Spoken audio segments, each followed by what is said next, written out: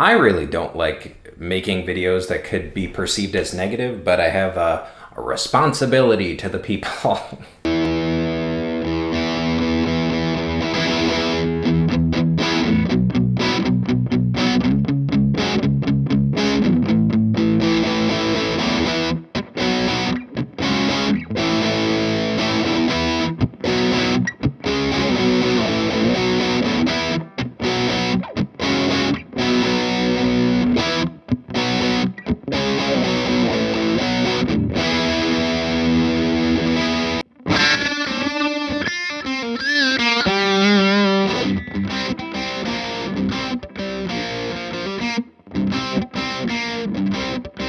Hello everybody, my name is Austin Randolph.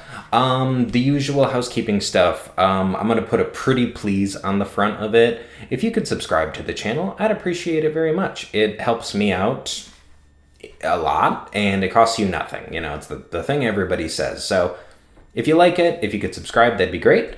If you are on any of the social media spots for short attention spans, feel free to follow me on TikTok. I try to stay pretty active there, but let's talk about this. I've had it for a few weeks now. And when I say I don't like coming off as negative, I'm not... My point is, I feel like a lot of people make YouTube videos specifically like, oh, I can't believe how bad this thing was that was supposed to be good. But a lot of it is like, you know, it's to get you to click a link so somebody can watch something. I promise I'm not doing that here. I just, this is a really, really expensive Epiphone. I don't know if it's like the most expensive Epiphone, but it has to be in the top 5. Because these are $1,500 brand new. This is the... collaboration with the Gibson Custom Shop, the 63 SG Custom, where you have your Gibson Custom Bucker pickups, you have your, you know, Gibson style open book headstock, you have real mother of pearl, you have the good Grover tuners, you've got the Vibrola bar, the good wiring, all the good things. This is supposed to be like, to say the cream of the crop of the Epiphone brand is an understatement.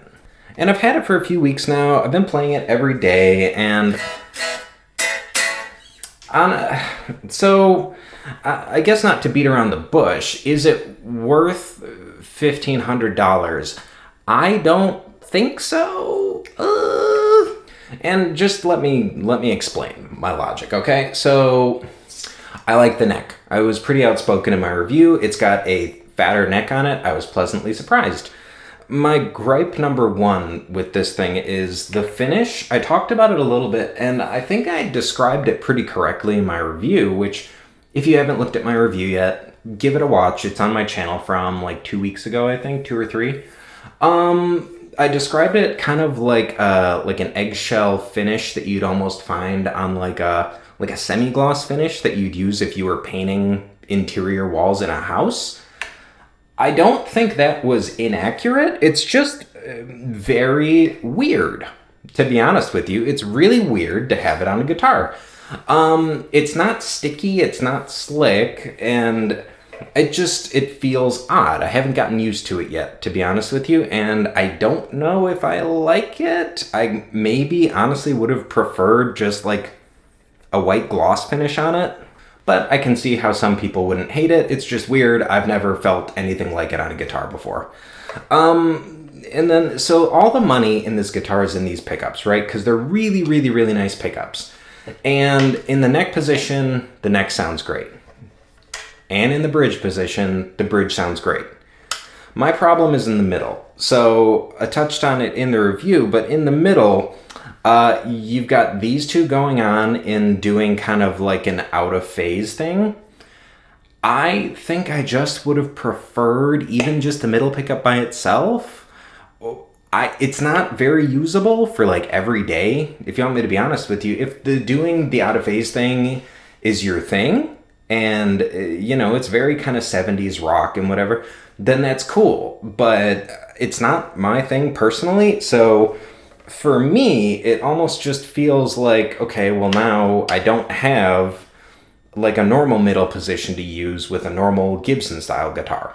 Like, I don't have a position to get those sounds that I would normally get out of a middle position. The weight and the neck dive and the whatever, look, it's an SG, it's gonna have neck dive. It's an SG with a big fat, neck on it, so it's a little better balanced because you have all of this going on here, but the neck dive is still present. So it's an SG, that's gonna happen, take it or leave it, just so you know. And the bar works okay. I would have liked if it didn't throw the guitar out of tune so much. If you get like a real Bigsby, not like the shopped out name Bigsby, if you put like a real Bigsby on something, a lot of times, unless you're whamming on it, it'll stay in tune pretty well. I've had very few issues with it. This thing does throw it out of tune more than I would like. And like I mentioned, this plate, it's very pretty, but it's a fingerprint magnet. Just be aware of it. I wasn't expecting it to go out of tune as frequently as it did when using the trem arm. So again, just another thing. Overall, I really do think the guitar sounds really good. And the one thing that in my video, I said that the frets felt fine, and the fret ends do feel fine. After a couple weeks with it, maybe I didn't pay such close initial attention. You've got some sharpness down here above like 14, so like 14 all the way down to the rest. It's it's hard because I'm not trying to sound prissy about it. But if you're all the way up here, which if you're playing an SG, that's what it gives you the ability to do, it's a little uncomfortable. It's a little sharp, which I was a little bummed out about. I'm having a hard time because I'm trying to remove myself from the equation, right? And, is part of the reason why I'm not super jiving with this thing the middle pickup? Yeah, probably. Honestly, it's a lot harder to get used to than I thought. But I'm trying to remove that and just go off of what my hands, my ears, my eyes are telling me, my sensory inputs. I'm trying to remove that from the equation because with enough time, I would get used to it. But for the time being, yes, it's annoying. Like I said in the first video, there's a reason why you don't really see a ton of 3 humbucker guitars like this around there. It's because it can be kind of uncomfortable to play. But, so moreover, I'm kind of beating around the bush, getting to the question of value. The finish is weird. The frets are not perfect. The pickups sound great, but the middle position, I don't know why they did that. I just don't really like it. So the way I see it, it's taking away a position to use from what it would normally have. The headstock is cool. I think the headstock helps a lot, but to me, is this a $1,500 guitar? Maybe not. I don't think so, honestly. If it had a price tag that was like $799 or $850 or something, would it be easier to look past those little things? Yeah, I think so, because that's like what a PRS SE is going for. And the cool factor with this thing, I think, would kind of offset some of that if it was competing in the same lane as like my SE McCarty 594. But dude, this is almost double that, man. Like, my thing is, if you're a Chinese brand that has notoriously struggled with QC issues, or that's been like your thing you've been improving for the last couple years to try and make your brand more luxurious within the market, dude, you can't have sharp frets on it, and you gotta... That was a bummer to me, I gotta be honest with you. So, is this thing gonna stick around? No, I don't think it's for me. I don't know if Epiphone's there yet as a brand to where they can be like super confidently putting out $1,200 to $1,600 guitars. I don't know if somebody's gonna get mad at me about this, but just... my gut is telling me, even though this looks super, super cool, after a couple hours of playing it, I found myself, going, oh, was this a mistake? And if I'm feeling that, oh, was this a mistake, then that kind of tells me that something's not right.